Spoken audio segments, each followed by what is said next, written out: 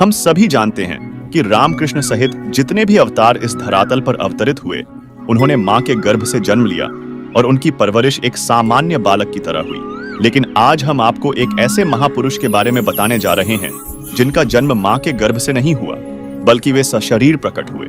और उनकी परवरिश की लीला सामान्य बालक की तरह नहीं हुई, बल्कि उनकी परवरिश की लीला कुंवारी गाय के दूध से हुई थी।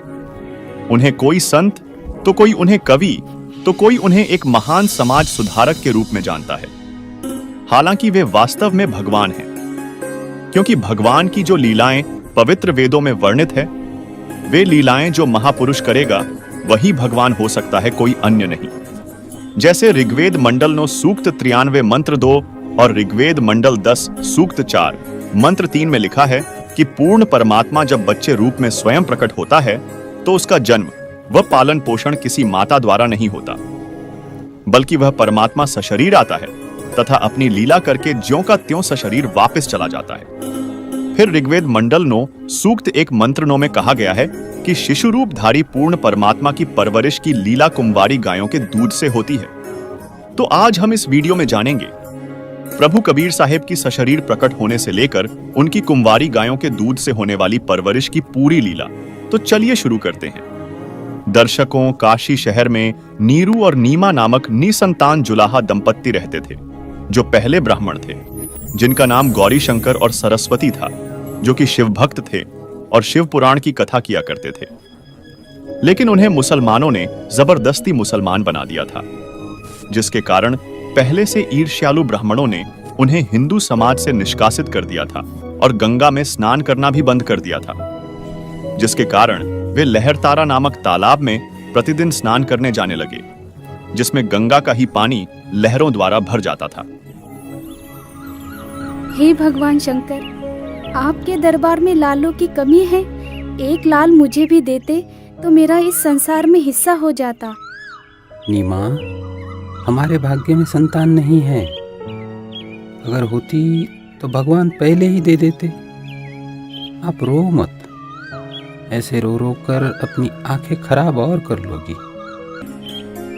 जब नीरू स्नान कर रहा होता है तब नीमा पहले वाले वस्त्र धोने के लिए पुनः किनारे पर आती है। देखना जी, कमल के फूल पर बालक है, कमल के फूल पर बालक है। ये तो बच्चे की चाह में बिल्कुल पागल हो गई है। अब तो इसको जल के अंदर भी बच्चे दिखाई देने लग गए हैं। देखना जी, देखना जी, कमल के फूल पर बालक है। हे भगवान! देखना जी, देखना, वो बच्चा डूबेगा जल में।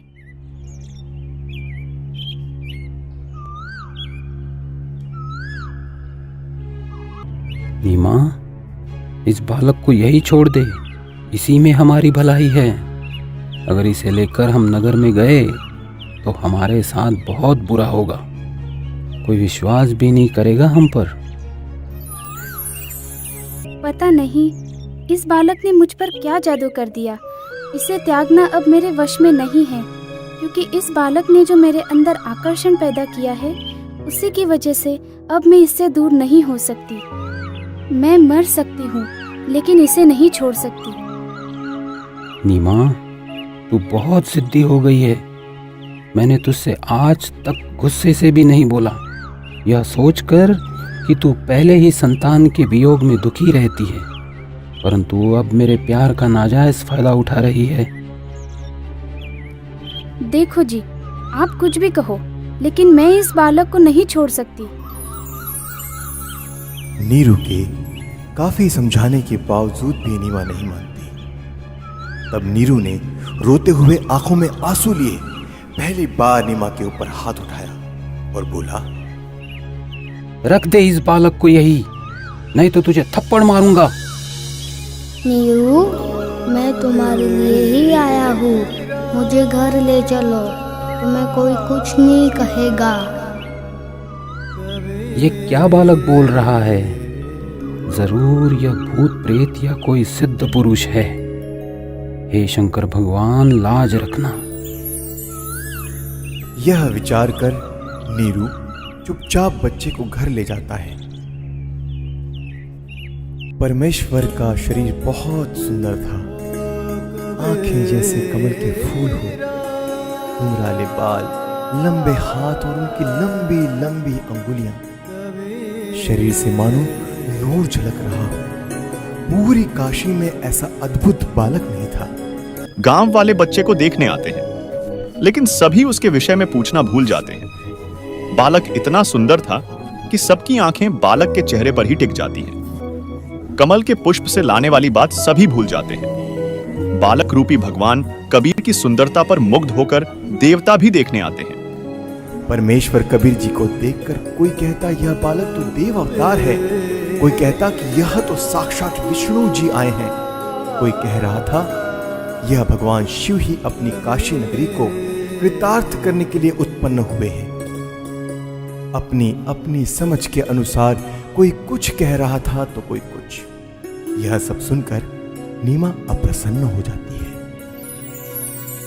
मेरे बच्चे के विषय में कोई कुछ मत कहो। तुमने कभी बच्चा देखा भी है कि नहीं? ऐसे समूह के समूह मेरे बालक को देखने आ रहे हो? नीमा, हमने बालक तो बहुत देखे हैं, परंतु आपके बालक जैसा कभी नहीं देखा, इसीलिए हम इसे देखने आए हैं। हे भगवान शंकर, इनकी नजर से मेरे बच्चे की रक्षा करना। बालक रूपी भगवान कबीर जी अब 25 दिन के हो गए, किंतु कुछ भी न खाने की वजह से नीमा परेशान है और रो रही है। लेकिन उनका शरीर बिल्कुल स्वस्थ था। फिर भी हे शंकर भगवान, या तो ये बालक देना ही नहीं था, जैसे तैसे रो धो कर मैं अपना जीवन व्यतीत कर लेती, और अब दिया है तो ये मुझसे छीनो मत। इसके बिना मैं नहीं रह सकती। ये बालक मरेगा तो इसके साथ मैं भी मरूंगी। भगवान शिव नीमा की प्रार्थना सुनते हैं और कबीर परमेश्वर की प्रेरणा स्वरूप वे साधु के रूप में प्रकट होते हैं। क्यों रो रही हो बेटी? क्या परेशानी है आपकी? हे महात्मा जी, हम निसंतान थे। 25 दिन पूर्व भगवान शंकर जी ने यह बालक हमें दिया, लेकिन अभी तक इस बच्चे ने दूध नहीं पिया। सभी कोशिशें करके हम थक चुके हैं। आज भी इसने कुछ भी आहार नहीं किया। मैं इसलिए रो रही हूँ कि अब यह बालक मरेगा और इसके साथ मैं भी आत्महत्या करूंगी। आपका बालक मुझे दिखाइए। भगवान शिव और भगवान कबीर जी के बीच 7 बार चर्चा होती है। देख नीमा, कितना स्वस्थ है, कमल जैसा चेहरा खिला है। हे विप्रवर, बनावटी सांत्वना से मुझे संतोष होने वाला नहीं है। बच्चा दूध पिएगा तो मुझे सुख की सांस आएगी।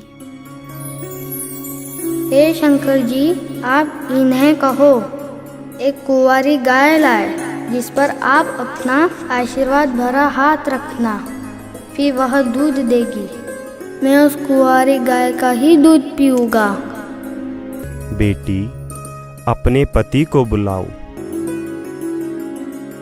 नीरू, एक कुंवारी गाय ले आओ और साथ में कुम्हार के घर से एक घड़ा भी लेकर आना। वह बछिया दूध देगी, उस दूध को यह बालक पिएगा। नीरू कुछ देर बाद ही एक बछिया और मटका लेकर आ जाता है, जिसके बाद परमेश्वर कबीर जी के आदेशानुसार विप्र रूपधारी शिव जी ने उस कुंवारी गाय की पीठ पर आशीर्वाद भरा हाथ रखा। उसी समय उस कुमारी गाय के थन लंबे लंबे हो गए और थनों से दूध की धार बह चली। नीरू ने पहले ही वह पात्र गाय के थनों के नीचे रख दिया था। दूध का पात्र भरते ही थनों से दूध निकलना बंद हो जाता है। फिर उस दूध को शिशु रूपधारी परमेश्वर कबीर जी ने पिया। नीरू नीमा ने ब्राह्मण रूपधारी भगवान शिव के चरण लिए। तत्पश्चात विप्र रूपधारी शिव जी वहां से चले जाते हैं।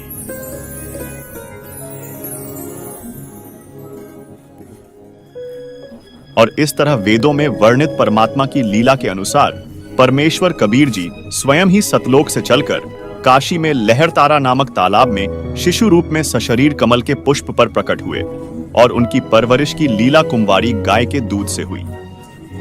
जिससे यह सिद्ध होता है कि वेदों अनुसार कबीर साहेब जी ही पूर्ण परमात्मा हैं।